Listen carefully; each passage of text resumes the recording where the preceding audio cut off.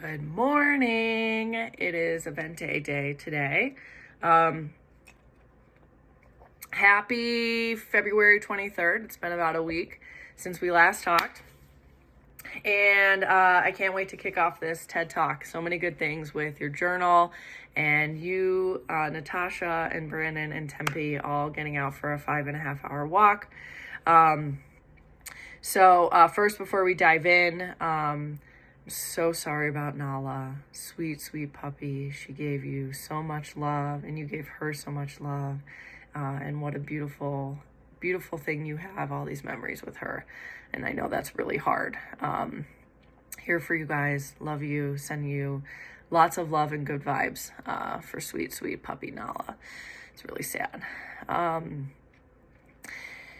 But what a great sport to use to connect with yourself, connect with the earth, connect with memories of Nala, to be out in the wilderness, frolicking around, always a good thing. So, cardinal fucking rule, don't go out too fast.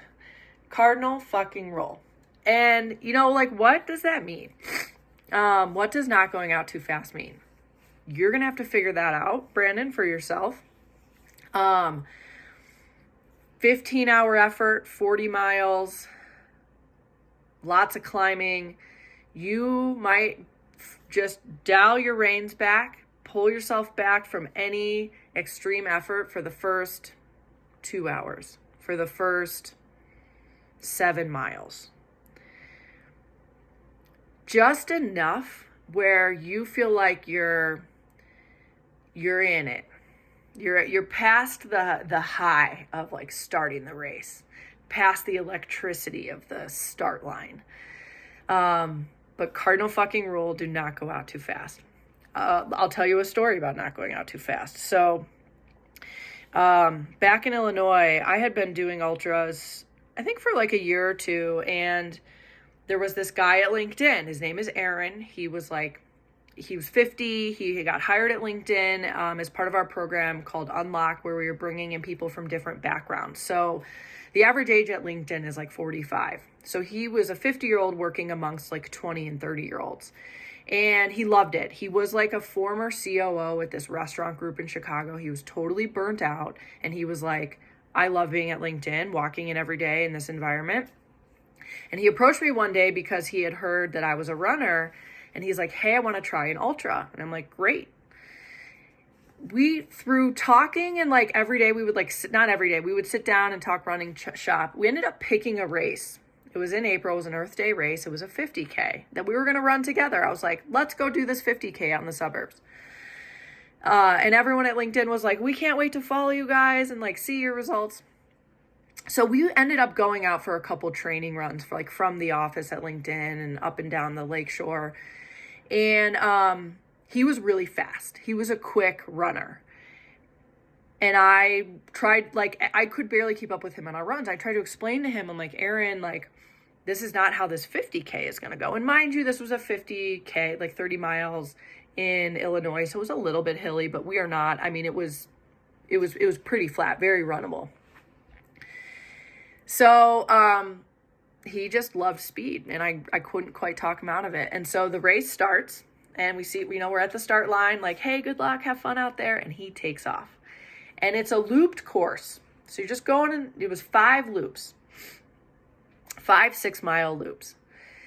And I didn't see him all day, right? Cause he took off and I didn't see him. He didn't lap me, but I was, not going out too fast, running my own race. Phrase that you've used in your notes, in your journal. With about like 3 miles left, it was the last loop, I caught him. I caught up to him and I saw him and I'm like, oh shit, something must have happened. He either went out too fast, there was a problem that occurred that he couldn't solve, something was going wrong. Now he finished the race, but the fact that I caught up to him, just tortoise in the hare, was just such a reminder to me, and I think to him, when he saw me pass him, he was like, oh. He was like in a lot of pain. And so didn't end up catching up with him to see what occurred, but that happens, I think, a lot. And so not going out too fast will for sure save you from potential future problems. But what does not going out too fast for you mean? You're going to have to figure that out eventually, race after race after race. One way to maybe test it, I was thinking about this, is for a zone, one of your zone 2s that you have. You know, you said you and you guys went out, did a 5.5 hour effort. It was slow. Tasha, you were carrying Tempe, and you rocked 50 pounds during that, Brandon.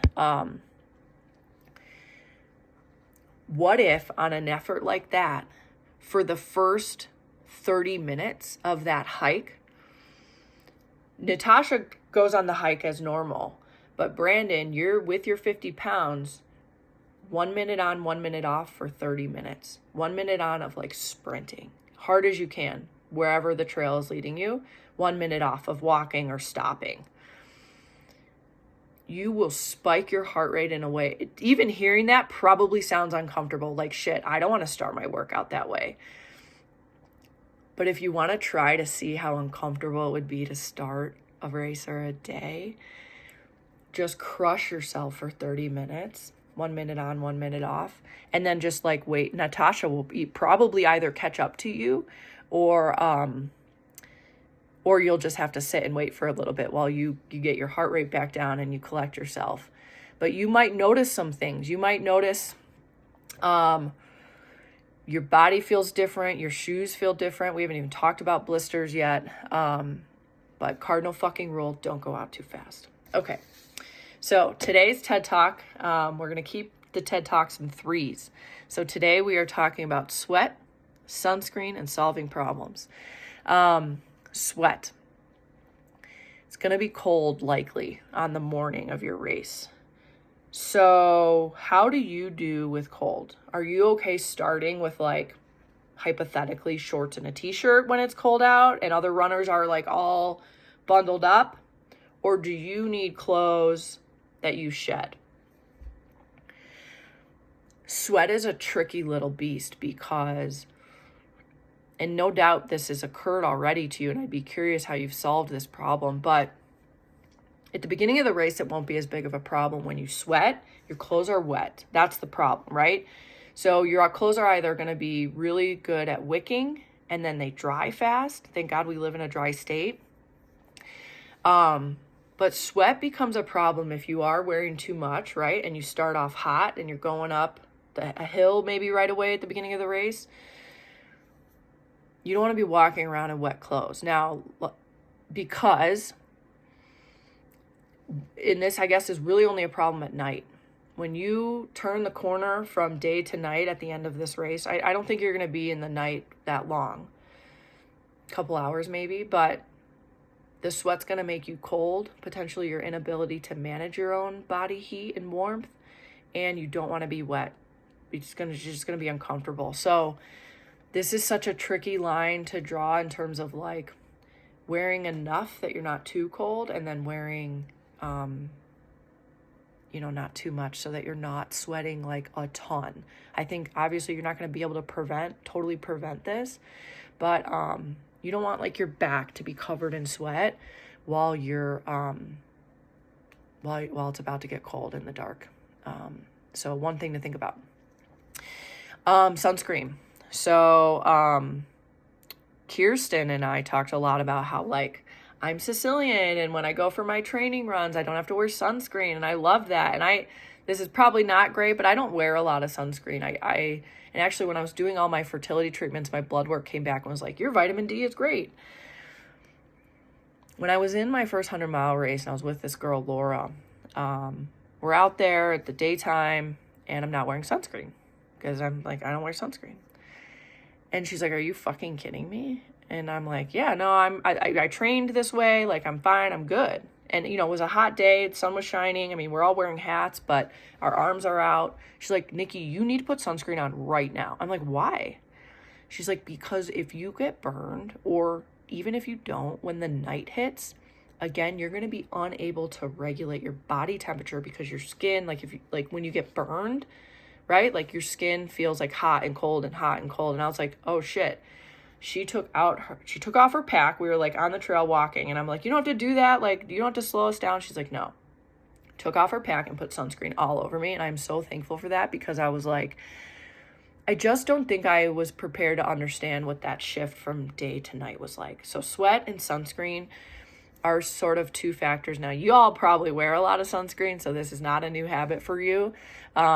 But just little things to be thinking about, I think, are interesting, and thought I would share if this is something you're not already thinking about. Solving problems, our last piece of our TED Talk today. You mentioned it as you listened to Ken Rideout.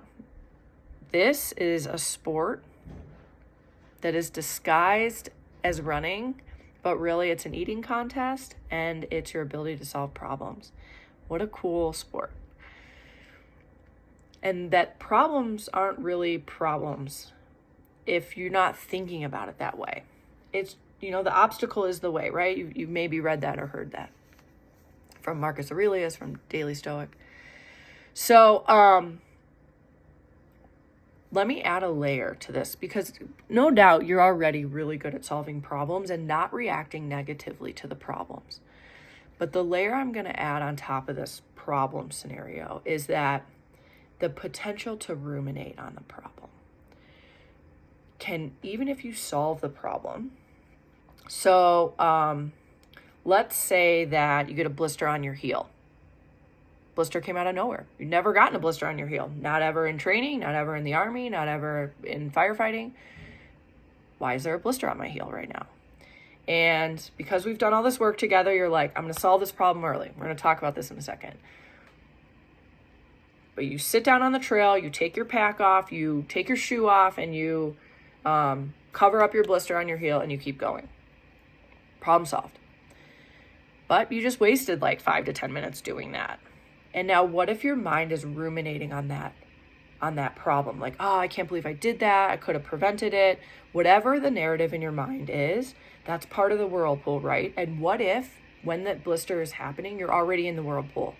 You're already thinking, oh my God, I'm not going to make it. I can't believe what's going on. My nutrition is not working. Whatever else might be going wrong. Your ability in the next 5 months to practice meditation, to remember your story of like having to redo your workout 3 times before finally getting your workout done at 7:30, and then you actually felt good during it, and that there was another side to that problem. Your ability to remember that in the race, and remember you don't have to ruminate on the problem you just solved, is going to be another big element, I think, to this whole scenario. Let's go back to what I just mentioned, solving problems early. So my friend Catherine and I, she was the one that I went to Moab to help her with. She's helped me with races. We are each other's go-to ultra friend when we need a pacer to come run 50 miles with us in the middle of the night. Her and I talk shop a lot about how these big events will reveal everything, right? They're going to reveal what's in your heart and soul, but they're going to reveal like inadequacies in your mechanics, whether that's your ankle, your hip, your shoulder, your shoes. Because of the repetition that's about to happen for 15 hours, shit's going to get revealed. And maybe you already have this philosophy, but we came up with this idea that was like, okay, if a problem is happening and we notice it right away, we fix it right away.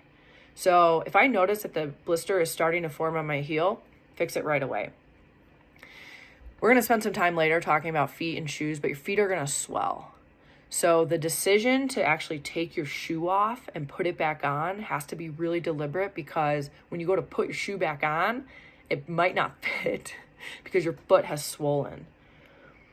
So I've had to use a spoon as a shoehorn to get my foot back in my shoe because it's swollen so much from the pounding, from the elevation, from all the salt in your body, everything. So, and the water in your body. So, but solve problems early and often, and don't let the problems expose themselves and get too big, because they will get big. So, a couple other notes for you. So that was sweat, sunscreen, and solving problems, and not ruminating on the problems, because who cares? Fuck it. It's in the past. You don't need it. You already solved the problem. Keep going. Your training journal is amazing. I'm just so impressed with all of you, Tempe, Brandon, Natasha, with just this enthusiasm and this effort that you all are putting into your big goal of Kilimanjaro. I think you all are going to be really pleased with having spent time writing now about it. You're going to be able to go back and look at this training journal and just read and see who were you during this time. What were you thinking about? And what were the things that you were, like marinating on? I am just so impressed and so thrilled. And so I so admire the effort you all are putting in. It is such a joy to get to be on this journey with you. So well done with the training journal, and whatever you can get into that journal, whether it's a couple sentences or, whatever it might be, keep going. Well done. And thank you all for being like so open to this like coaching process. This is a dream for me. And so, I see myself in like 10, 15 years, like maybe not working at LinkedIn anymore and maybe doing this full time, or I don't know, but it is such a joy for me. And so thank you for being so open and just like sharing your journey and letting me share. And if you do have feedback for me, I am so open to it anytime. You can't hurt my feelings. This is a shared journey. And so my feedback for you so far is just thank you for being open and like sharing your ideas and your questions in this training journal and like all of it. So that is that. Don't go out too fast. Sweat, sunscreen, and solve problems. We're going to get a little deeper into gear and some of the other tactical stuff. But for now, trust the process, surrender the outcome. You're doing the work. Y'all are doing the work. And this is exactly what you should be doing. So good job. Keep it up. I love y'all, and we'll talk soon.